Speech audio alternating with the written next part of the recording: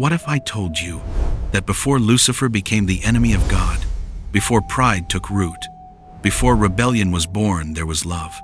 A love so radiant that even heaven trembled at its beauty. Stay with me till the end of this video, because if you miss what happened before the fall, you'll never truly understand why the heavens wept when the morning star fell. Welcome back, beloved viewers, to Real Jesus, where hidden truths of heaven and the Word come alive like never before.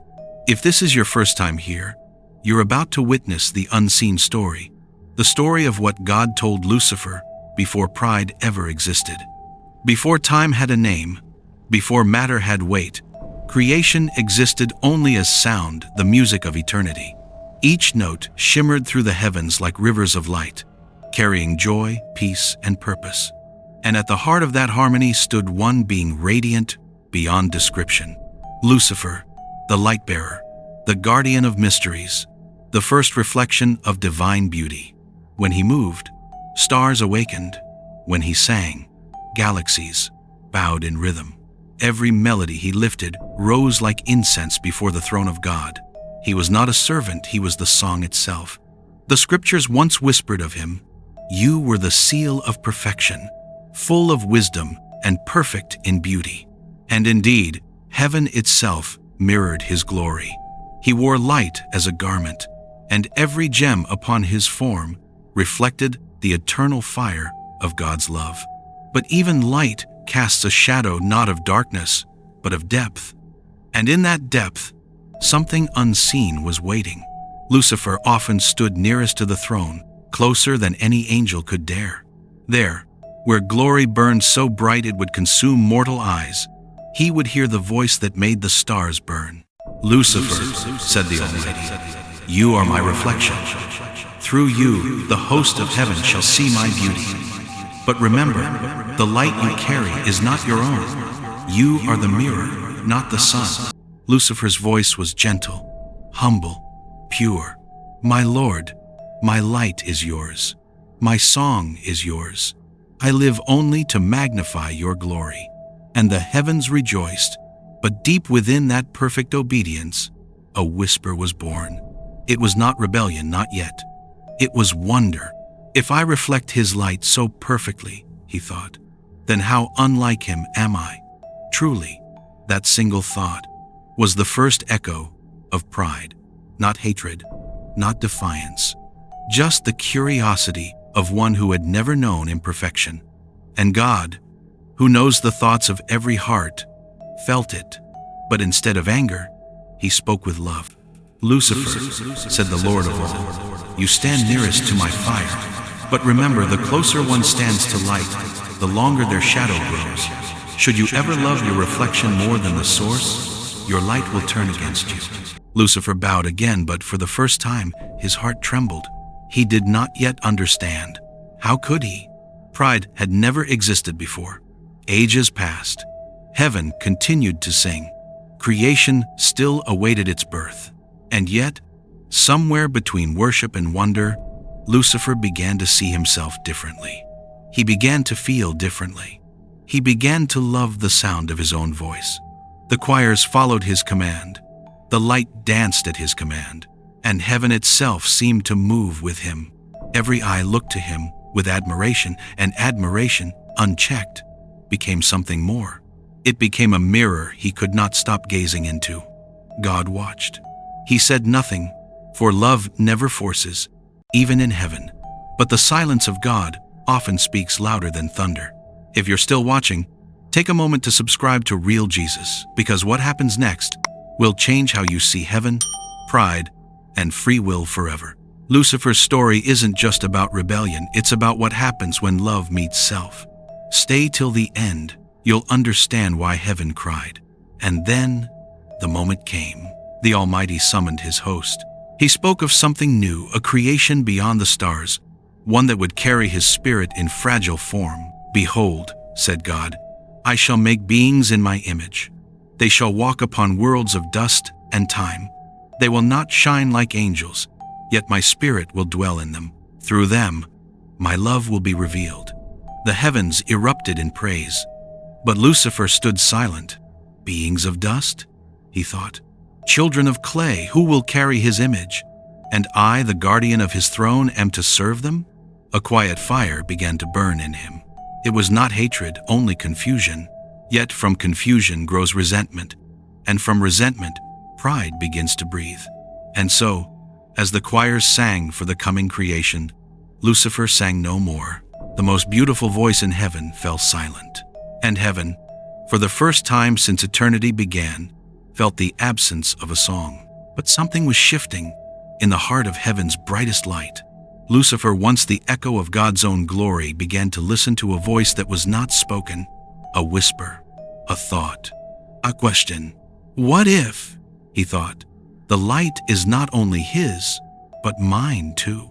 He had sung of the Almighty's power for ages beyond number, his wings spreading the beauty of holiness across creation.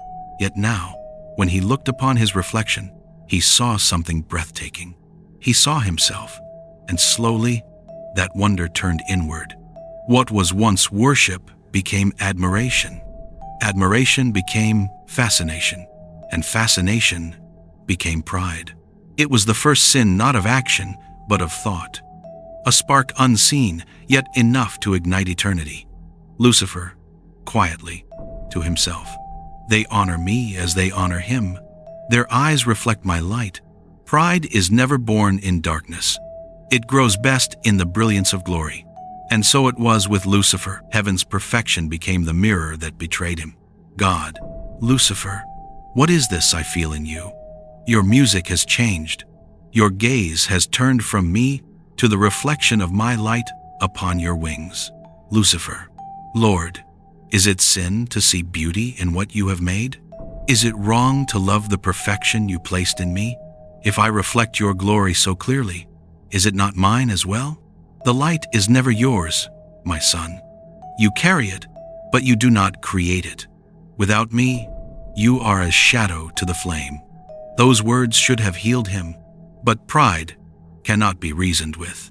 It hears truth as insult and correction as chains.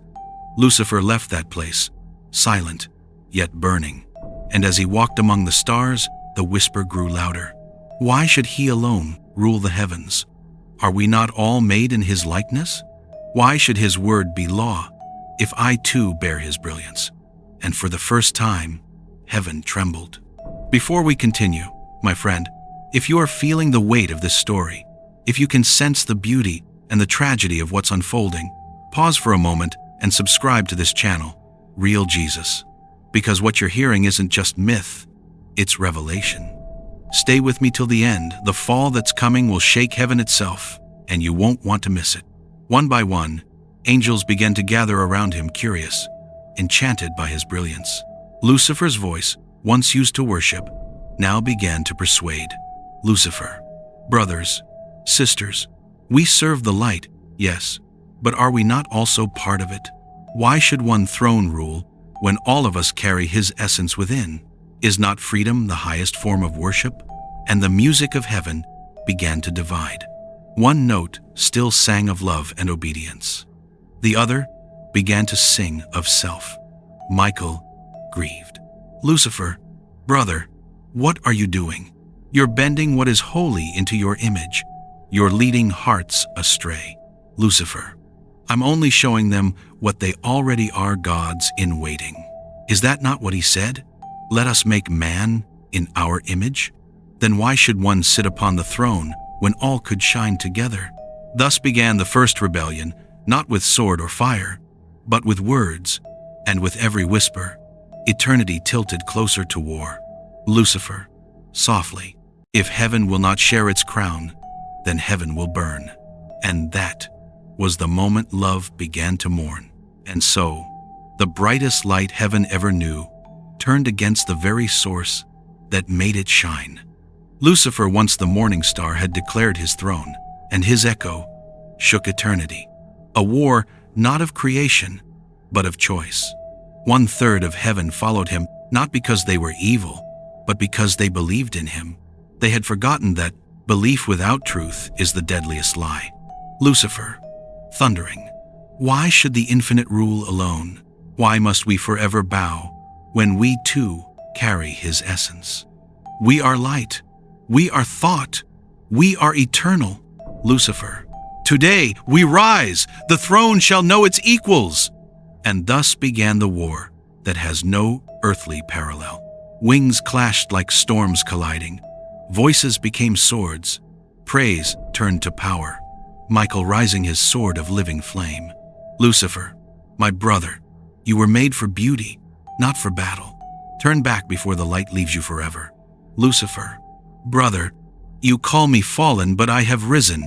You fight for a tyrant who hides behind holiness. I fight for freedom even if heaven burns. The clash of two stars, one bound by love, the other bound by pride. Every note, every ray of light trembled under the weight of that war. Heaven, once a symphony, became a storm. God, voice of eternity. Lucifer, bearer of dawn, you have turned your light into shadow. You have made beauty your weapon, and truth your rebellion. Therefore, your place is no longer in the heights. Lucifer, then let the heavens weep, for their fairest one is gone. If I cannot rule in light, I will reign in darkness. And there was silence in heaven. The light that once shone brightest was gone.